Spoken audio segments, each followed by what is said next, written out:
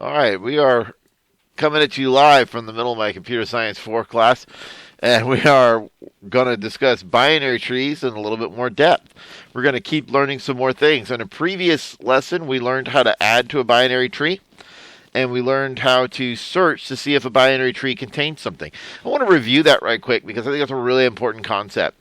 Let's say we had this particular binary tree, and we were searching for a node that contains the letter N.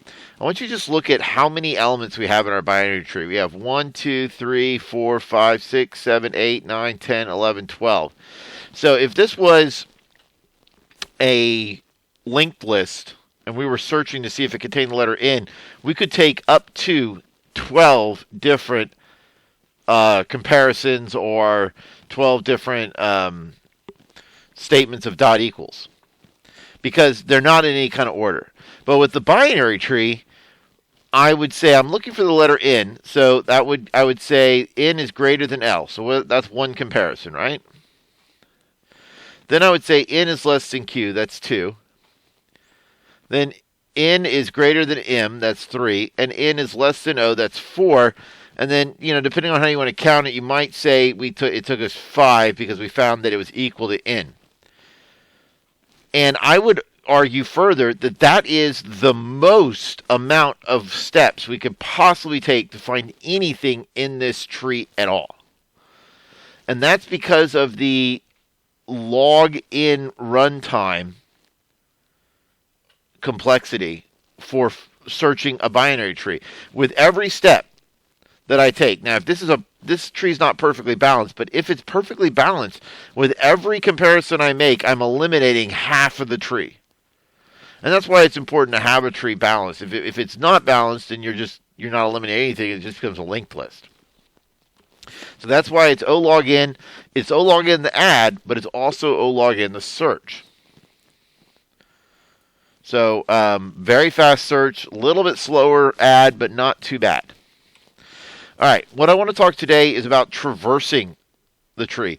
So binary tree traversals have many applications, and we'll learn about graph traversal in general, and this is a good introduction to it because it's going to be a very important concept. So there are really two kinds of traversals. To traverse something is to visit every node. So we can do what's called a breadth first traversal, okay, which would be, if I can spell, probably something like that, breadth first, and we could do something called depth first. Now when we do a search, we're doing a depth first search because that works best with a binary tree. Later on, when we look at searches of just graphs in general, these things have very different ramifications.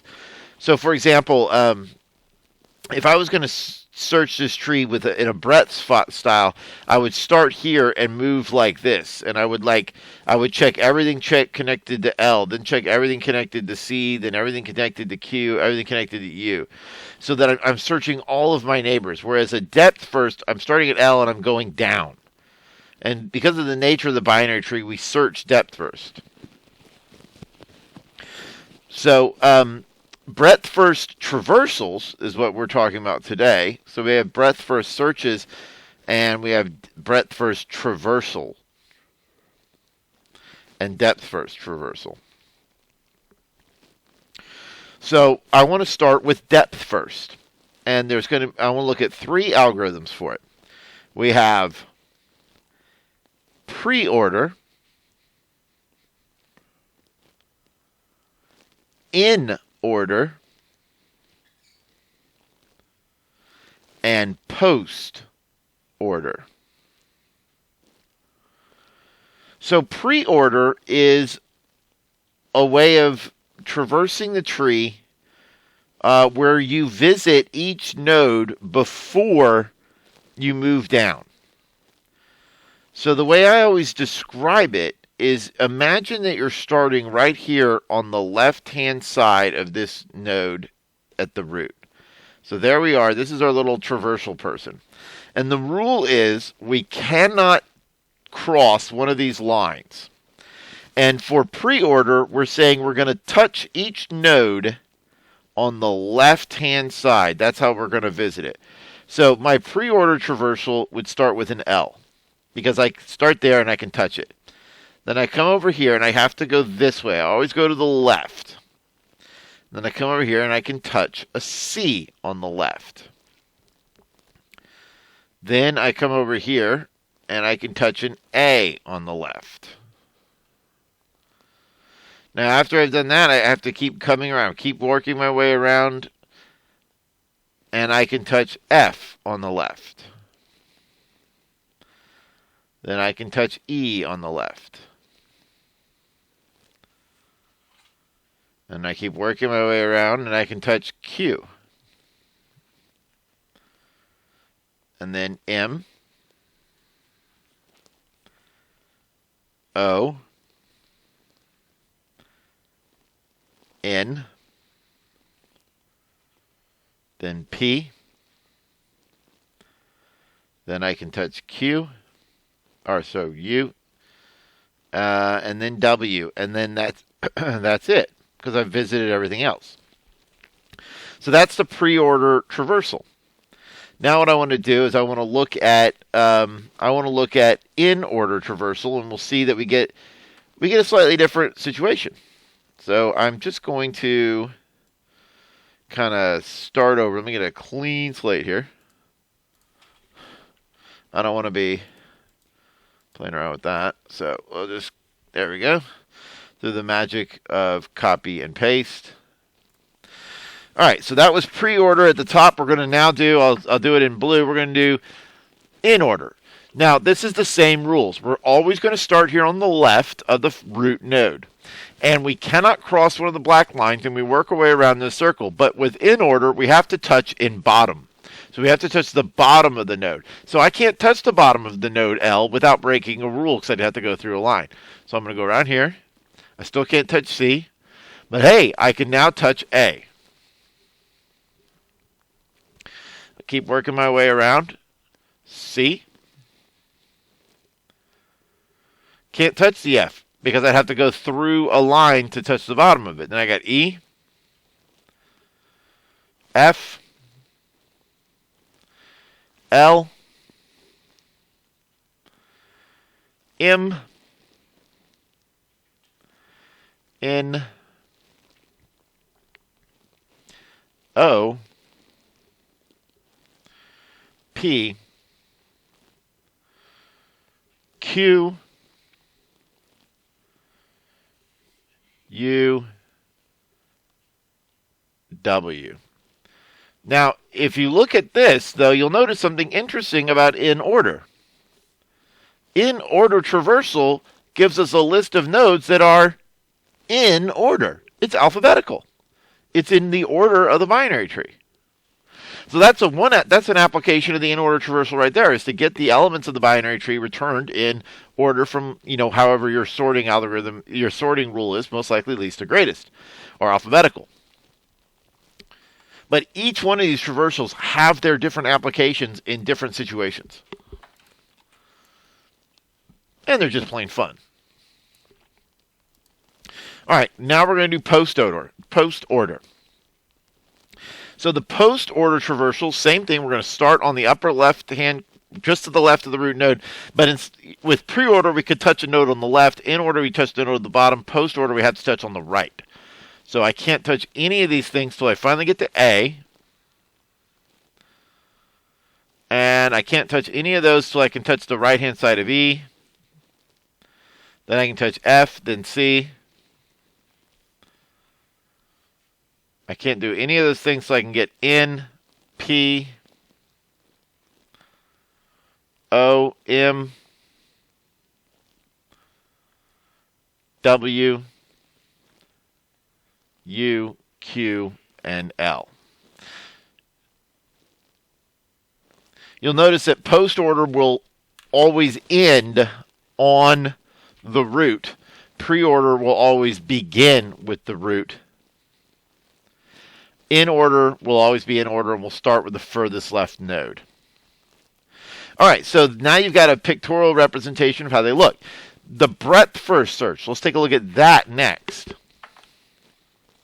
Well, again, there's several different breadth first searches, but I would like to simply look at. I just want to look at one of them right now. We could do another by just simply saying, okay, reverse, But I would like to use what's called level order. So level order, what does that look like? We'll do it in this color. Level order, that's going to be the breadth first that we're going to learn. Level order is you start at the root node. I'll put it over here. And then you just move like a typewriter through equal levels of the tree, equal heights. So C, Q, A, F,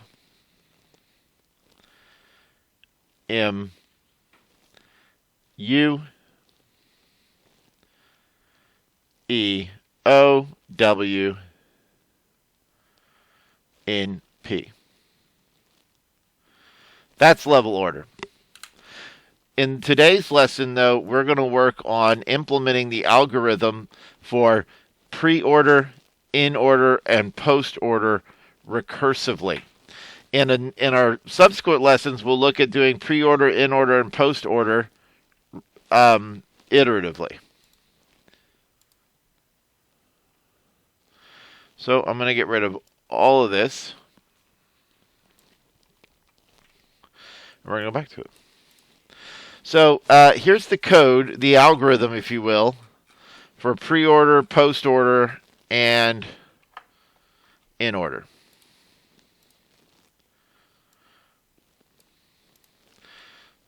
This is the pre-order algorithm. It's recursive. Now, one of the classic computer science job interview questions, not that I've ever had one, but with my understanding it is to take a recursive algorithm for pre-order or post-order or in-order and write it iteratively. So that's going to be really important to us that we practice doing that. But we're going to start with recursion. What's the advantage of recursion? It's simple. It's quick to write. Disadvantage? It could be a memory user. It could get slow. So, a lot of times with big databases, they want an iterative solution. All right, so here's the algorithm. If you start by calling the recursive function with the root. Now, what are we doing to traversal? We could be loading it to a list that's keeping track of the order of our traversal. We could be simply putting it in an array. We could be printing it to the console. So we're probably just going to start with creating a string maybe that you return at the end. But we're not going to worry about that. We're just going to visit the node. So when I talk about visiting, I mean storing its information, whatever you're supposed to store it into. Okay, so we pass it the root L. If the node passed is null, return. It's not null. Else, I visit the node. So this is me visiting L. I'm just going to write it down. Then, step 2. Call pre-order recursively on the node's left child. So I'm going to call on the left child with C. All right? So I'm now calling C. Is C null? It is not. So what do? I visit the node, C.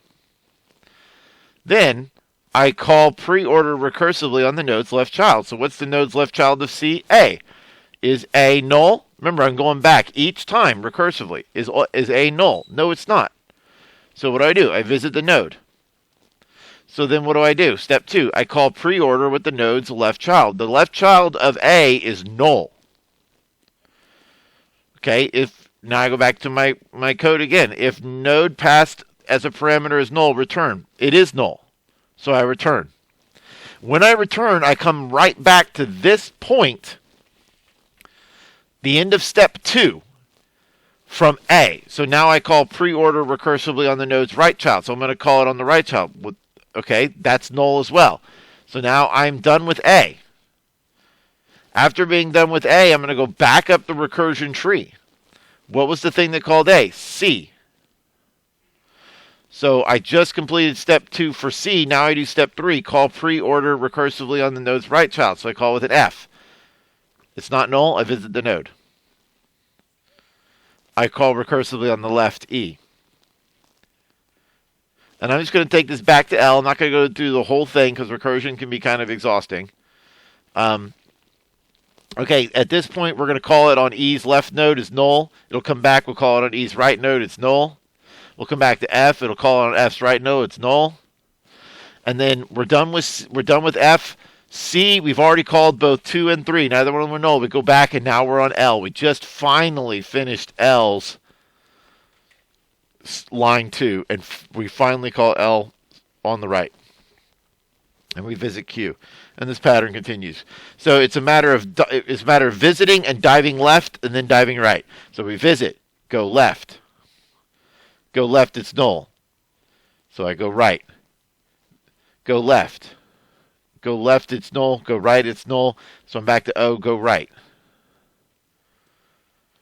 And that's the order. All right, let me show you now. That's pre-order. Let's take a look at the recursion. This was pre-order, right? Let's look at the code now for the algorithm for in order.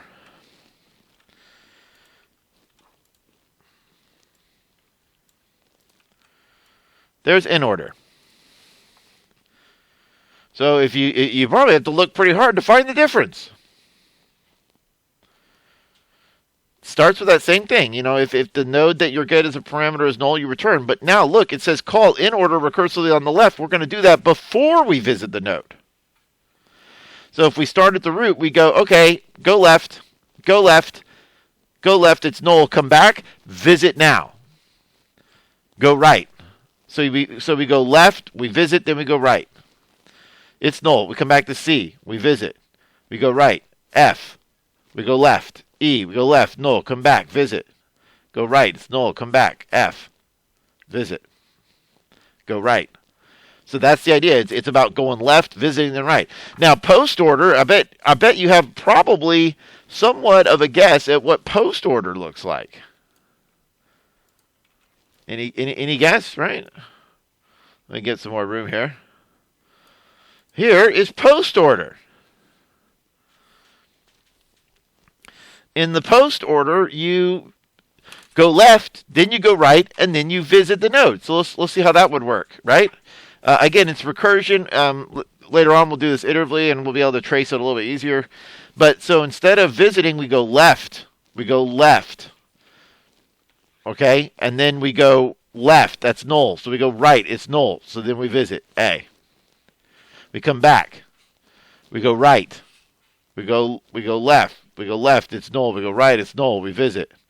We come back. We go right, it's null. We visit. Finally, we're back to C. At this point here, and this is the best place to understand the algorithm, we've already dove as far left and as far right as we can. Now we get the visit. Then we come back to L. We've already gone left. Now we got to go right. Remember, you got to finish going left and right. So we go right, and then we go left, right, left, and finally, once you've gone left and right on a node, can you visit? Come back to O, go right, go left, go right, visit. Come back, finally you can visit O, finally you can visit M. That's the story. Very easy to code. It's just really about 4 or 5 lines of code in each one, an simple if statement to see if the root is the node is null, and then doing it in those 3 orders. Okay, so that's it for this lesson, and I'll see you next time.